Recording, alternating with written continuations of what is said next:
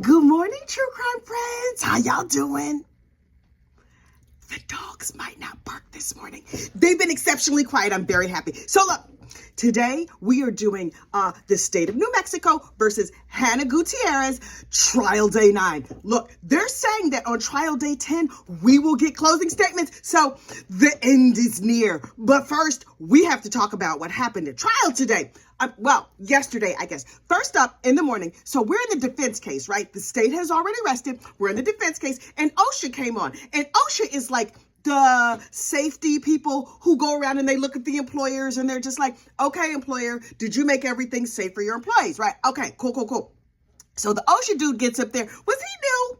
He seemed like he was new and really not that used to, like testifying in trial. Either that or there was like a little bit of robot on his daddy's side. Cause he was very stiff and he was just like, I went to the blah, blah, blah. I kind of zoned out because that level of energy, that like, blah, blah, blah, blah, blah. I absolutely cannot. But he said something that was really interesting. Well, two things. He said, number one, that this employer, meaning the producers of Rust, made a policy, a safety policy. Okay, good. That's what you're supposed to do. But then they took no action to follow that policy. Oh, that's really bad. So basically the OSHA people were like, yeah, it's not Hannah's fault. Or it might be Hannah's fault, but it is also the fault of the employer because they didn't give her the time or the ability to enact all that safety stuff. Honestly, I think their safety policy was window dressing. They're like, we need to say these things and we need to do these things, but we just gonna say the things. We're not gonna do the things. And I was like,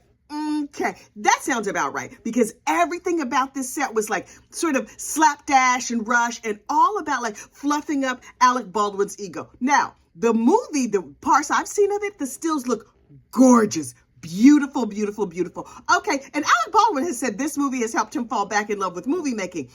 Only it's nice to fall in love. Who doesn't love to fall in love? But you're supposed to do that the right way, right? Like you can fall in love, but you can't just go out here in the streets and bump somebody over the head and drag them back home to your house. That's not the way you're supposed to do that. So you can do a nice thing, but you also have to do it the right way. Has anybody advised Alec Baldwin of that? Because I'm not entirely sure that he's aware of the second part of that. Like he's clear on the first part. Like, yes, you can do things you love and we can have nice things, but you got to do it the right way, sir. And you're not about that doing it the right way life, apparently. Then the next witness up was this investigator. And I was like, okay, Mr. Investigator, tell us something. So he got up there and on direct examination from the defense, I was like, oh, he was really good. He made some excellent points that he said, the police messed up. Sir, didn't you used to be a police? I'm just asking for myself because I'm just noticing I have some highly sensitive recording devices. My eyes, my ears,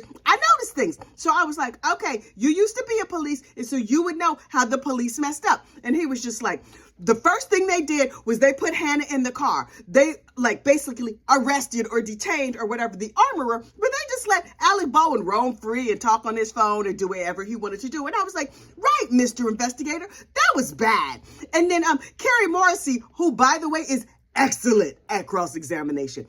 I think that's where she shines. Is she normally a defense attorney? Because when it comes to direct examination, she get on my nerves. But when it comes to cross-examinations, oh, Miss Carrie is fire. Oh, Miss Carrie came to play. So she got up there and she was like, let me understand this, Mr. Investigator. So Hannah was freaking out. And so they were like, let's put her in the car to keep her safe. And the investigator was like, well, yeah, there was that. And they were like, the investigator was like, she couldn't go to the bathroom by herself. And Carrie was like, wait, didn't she ask to be escorted to the bathroom? And the investigator was like, well, yeah, there was that. Basically, the prosecution got up there and turned that defense witness to be on their side. And I was like, oh, Carrie girl, you helped us see reason. Like, right. A bunch of funky things happened. This was a teeny little police department, and they were just doing the best they could. Carrie was basically like, sir, where's the beef? What is happening? Nothing is in contention. Yes, you are right. They put Hannah in the car because she was freaking all the way out. Did you see the heifer on the videotape? Head between her knees, melted down, and she's like, can you please go to the bathroom with me? Okay. Also, I feel like Hannah ain't have no friends on that set, because if you had a friend, you would be like, can you get my friend so-and-so? But also, some of the other witnesses have testified that usually people don't like the armorer, because movie people, from what I can tell, are just sort of like loose and easy and like, oh, we running our own business, we doing our own thing. But the armorer by design has to be like strict and make the rules and make you follow the rules and do all the things. Only we know clearly that no matter how many rules that Hannah tried to make, the employer, the producers of the movie was like, rules? What rules? We don't care about rules. We're not that concerned about it. So there was no controversy, according to Carrie Morrissey. So Mr. Investigator, sir, we're going to need you to sit down. She was excellent at turning that witness. So, you know, Jason Bowles, the defense attorney, was like, I'm nervous. Okay. Finally, mostly things didn't go the way we wanted them to go with this investigator, but that's okay, because I have another expert, and this expert is going to bring it all home for us. I have a firearms expert. And I was like, oh, okay, we're going to see this firearm expert, and he's going to get up there and he's going to tell us stuff, and we're going to be fully educated. Hang on, you know, I done talk my throat dry. Hang on. So this little firearms expert guy comes in. Okay, cool. He sits down, and they were like, who are you, sir? And he said his name, you know, it's irrelevant to me. And so he started explaining things, and I was like, okay. And he was like, you know, I was a banker and I was a Boy Scout. And I was like, what? Huh? Sir, so you're going to build us a campfire? What are we doing here? What are we doing? You're going to teach us how to balance our checkbook? You're going to teach us about mortgage swaps? I just made that up. I don't even know if a mortgage swap is a real thing. But anyway, I'm just like, maybe it's stock swap. Anyway, I was like, what are we doing? What is this dude doing? And he was like, okay, I'm going to explain to you how to load and unload a gun. And then he pulls out a little canvas duffel bag, and I was like, wait, what are we doing, sir? What are we doing? He reaches into it, and I'm like, I know this Mama Luke did not bring a firearm up into this courthouse. I know he... Obviously, he's going to pull out a picture of a firearm, right? Because that's what you do. You pull out a picture of a firearm. And this this grandpa reaches in the bag and whips out a gun. Sir, number one, you're never supposed to whip it out in court. We learned that earlier in this trial. Whipping it out is bad, but just sort of unannounced, he whips out a gun and starts waving it around. Sir, wait. You are an NRA certified firearms instructor, trainer, whatever, and a Boy Scout. And you sitting up here in a court of law in New Mexico just waving your gun around. Apparently, according to court TV, people in the audience ducked. Sir, signs that your demonstration is going poorly. People are ducking in the gallery, which means you have not assured all of us that you are safe. This whole situation is safe. Sir, whatever you got to say next, everybody is like, I don't know what's happening, but I'm now living in terror that this man might accidentally unalive us also the same way Alec Baldwin and Hannah Gutierrez did. So I was like, okay. Sir, and the judge was like, everyone is nervous. She remained very calm. If there's ever a bank robbery, you want to be standing next to that heifer, because she was cool as a cucumber. As people in the audience was like screaming and throwing up their hands and running out for safety. And the judge was like, I understand everyone is nervous. Can you demonstrate to us that these guns are unloaded so everybody can relax? And the firearms expert was like, sure, Your Honor. Okay, this is what we're going to do. Points the gun directly at the judge, and it's like, we're gonna do the deputy had to step in with gloved hands and angle the weapon down, and they did all their demonstration. See, pass this around so everybody can see that this one is a fake gun and that one is fully unloaded. See, there's nothing, and how we know it's nothing in the barrel. Sir, I don't trust you. Yes, you were a Boy Scout. Maybe you're a firearms instructor. You're terrible at this. Like, really, really terrible at this. I'm like, sir, all of your credibility went out the door with those fleeing witnesses, because you are a whole mess. Let me get this straight. You showed up here with a gun in a bag, came up here, whipped it out in court and waved it around. I don't care what the case is. no matter what you have, you can't be just doing stuff like that in court. Also, he had a leather strap across his body. Did he have like a little side holster? What was in that leather strap? What is happening? Why is he wearing leathers in court? I have so many questions. And so he said whatever he said. My heart had not slowed down enough for me to hear what he said. And I was on TV. I mean, I was watching it on TV. I was not even there in the courtroom. You know, the jury was like, convict, guilty, guilty. Meanwhile, did you see Hannah's face? Did you see Hannah's face when this dude whipped out a gun and was waving it around? She was calling him, her whole jar of F's all got, look. She was like, I used to, you see mine is running low, right? It was full. We about down to half. I don't know how this gonna go, y'all, because the jar is running light.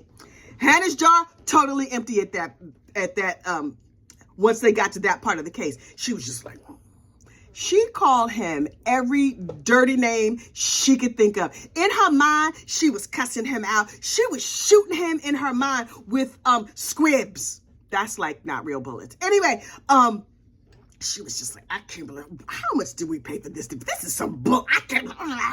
She was furious. And so she was just like, okay, so what am I going to do when I go to jail? Maybe I will read the Bible like everybody else, because apparently that's what you do when you're in jail. And I was just like, okay, maybe Jason Bowles, who word on the street is he is a real estate lawyer. Sir, how is a real estate lawyer on a murder case? Sir, you might have overplayed your hand. And might this been a witness that Mr. Bullion, the other lawyer that was fired on day 2, was he supposed to do this witness? Because, sir, you have your head squarely up your behind when it comes to this. You are lost. And I was like, okay, we know Carrie, the prosecutor, is good on attack. Sir, she about to rip you apart. So she gets up and she's calling with them glasses on her face, off her face, on her face, off her face. Carrie, I'm going to need you to pick a position for them glasses and just let it stay there. Get you some contact lenses, blended vision, something, because you a whole mess with them glasses. So she was like,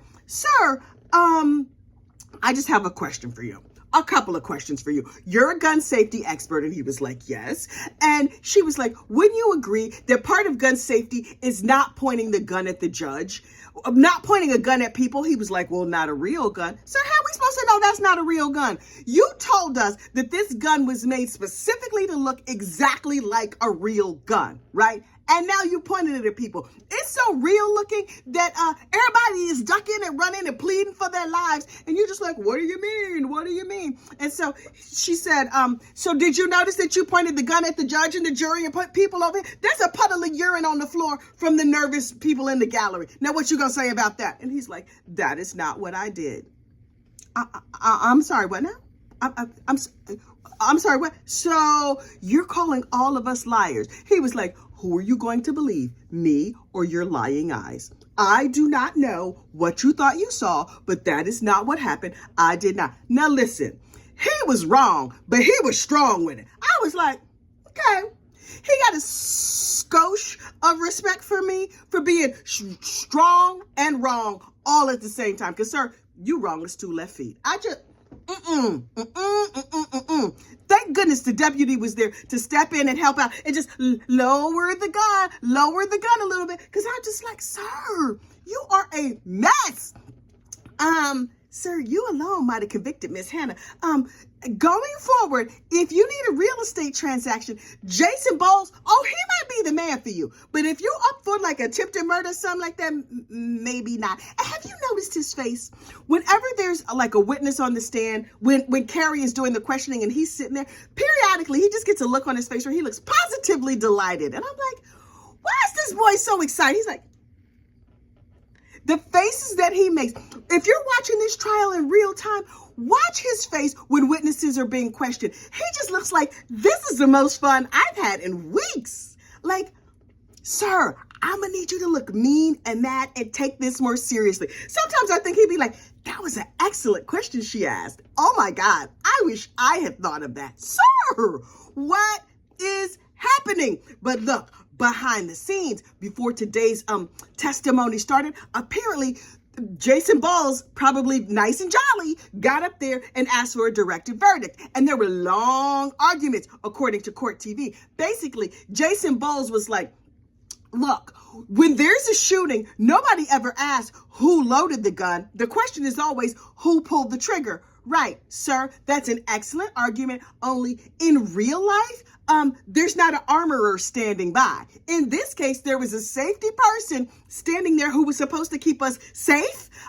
so that there were no real bullets at all. So, sir, So, the judge was not like, yeah, no, we're going to throw out the charges. The judge was like, there is enough evidence here for the jury to find guilty. So we're going to keep moving forward. That's bad. Although, on that drug charge, how in the world are they ever going to get a conviction on that drug charge? I don't think they will. But Jason Bowles did win one point that I had not seen this reported in other places. And that is that they have Jason successfully argued for there to be a lesser included charge of, wait, I wrote it down. What was it? Negligent use of a firearm. Now that, Hannah girl, that is the compromise verdict that you've been looking for. Negligent use of a firearm. Isn't that like you don't get like a speeding ticket or something like that?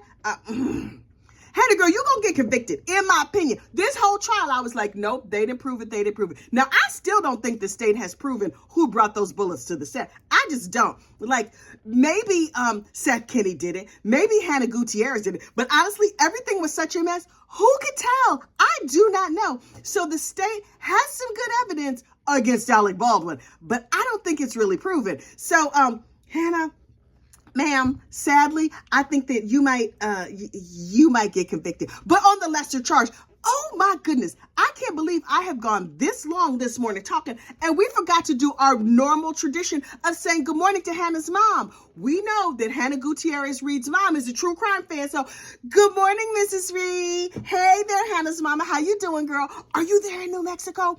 I heard that your husband, Phil Reed, is there in the hall waiting to take the stand.